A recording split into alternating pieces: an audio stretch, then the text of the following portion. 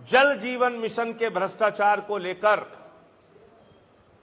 जो मैंने आरोप लगाए थे और कहा था कि ये एनआरएचएम से बड़ा महाघोटाला है, उसमें आज और कुछ चौंकाने वाले तथ्य सामने आए हैं जिसको सुनकर आप हैरान हो जाएंगे, जिसको सुनकर आपको यकीन नहीं होगा कि हजारों करोड़ का यह भ्रष्टाचार का खेल कैसे हो रहा है। मैं एक एक करके बताना चाहता हूं। यह भारत सरकार की गाइडलाइन है जिसका कागज मेरे पास है और जिसमें कहा गया है कि SWSM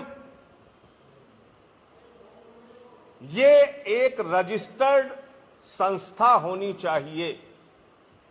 ये भारत सरकार की गाइडलाइन है, मेरे घर में नहीं तैयार हुई। दूसरा,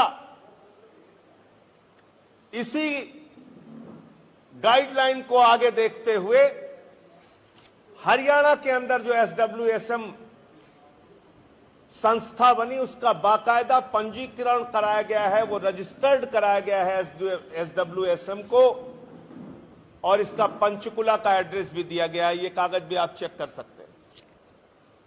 तीसरा,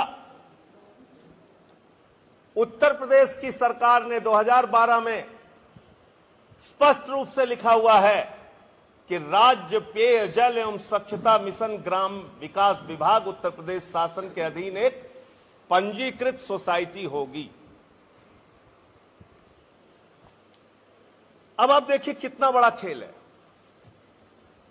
एक नवसत्ता अखबार के पत्रकार हैं संजय श्रीवास्तव, जब उन्होंने आरटीआई के जरिए यह सवाल पूछा कि SWSM राज्य पेयजल और स्वच्छता मिशन क्या एक पंजीकृत संस्था है, तो 24 अगस्त को जवाब दिया गया। 24 अगस्त 2021 को उनको जवाब दिया जाता है कि SWSM राज्य पेयजल एवं स्वच्छता मिशन कोई पंजीकरण संस्था नहीं है। आप समझ सकते हैं कितना बड़ा घोटाला है। एक गैर पंजीकृत संस्था के नाम पर हजारों करोड़ के टेंडर करा दिए गए। एक गैर पंजीकृत संस्था के नाम पर केंद्र सरकार की गाइडलाइन का वायलेशन करते हुए, उसके नियमों को दरकिनार करते हुए बैंक में खाते खुलवा लिए गए। एक गैर पंजीकृत संस्था के नाम पर टेंडर हो जाता है और पेमेंट हो जाता है। ये हजारों करोड़ रुपए कहां गए?